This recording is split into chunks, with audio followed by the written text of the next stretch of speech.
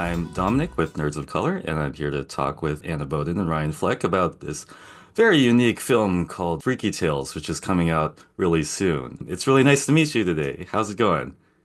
Great. How are you? Mhm. Oh, Good. I'm doing great. I'm a Bay Area person, and this is a movie I get especially nerdy about. So I think it's really awesome. I was wondering if you could start talking about the musical influence. It shares a title with the Too Short song, and there's hip hop and punk rock. How did all those things contribute to the genesis of this?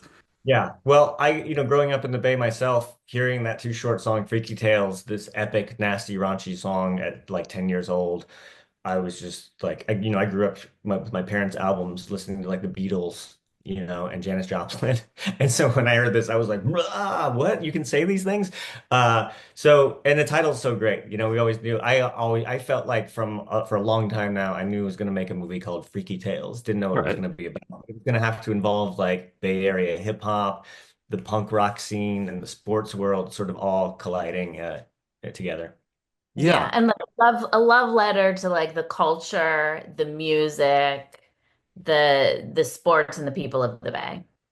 Totally. So about the sports aspect, the Sleepy Floyd story, how did that happen? Were you in consult with him about his alternate universe self? No, it all happened. I can't talk about it though, because there's legal reasons, obviously, that he can't really. That's like you'll ask Sleepy Floyd about it, and I bet he won't talk about it. But no, Oh, I'm kidding.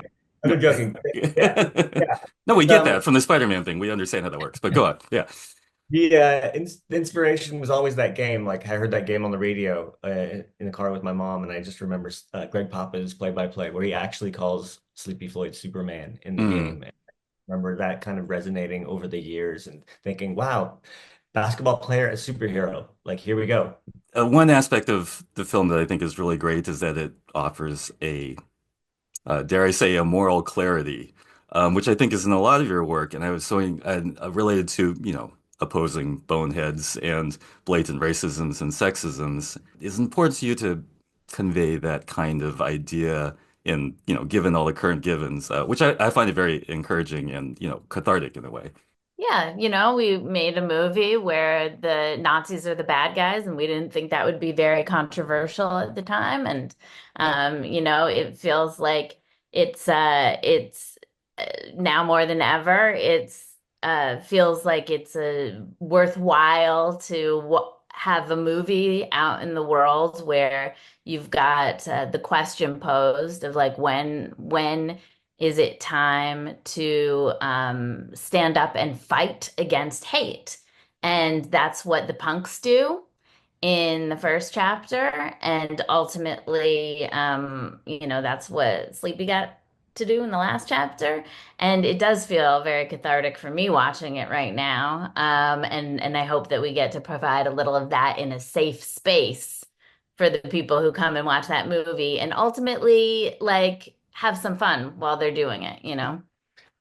And we have coasters that say, Absolutely. I was curious about it has sort of a superhero comic, flavor to it. Is did doing the Captain Marvel movies like leverage get it to do this kind of genre bending adventure story? I mean, because it's sort of different from your previous films, I would say. Yeah, it is totally different from our previous films and it in some ways like um it's interesting because like it's this movie that Ryan has been literally pitching me for like 15 years. So Right on. it does happen to be our first movie that we've made after Captain Marvel, and it does have like a superhero in it. Um, and so it does like it kind of feel like it has a little bit of that zhuzh in it. And so I don't know, but I think if people come expecting a Marvel movie, they might be a little bit, surprise. surprised. Well, no, but it does play on those tropes in a delightful way. I really love Captain Marvel. It's one of my favorites. So Awesome.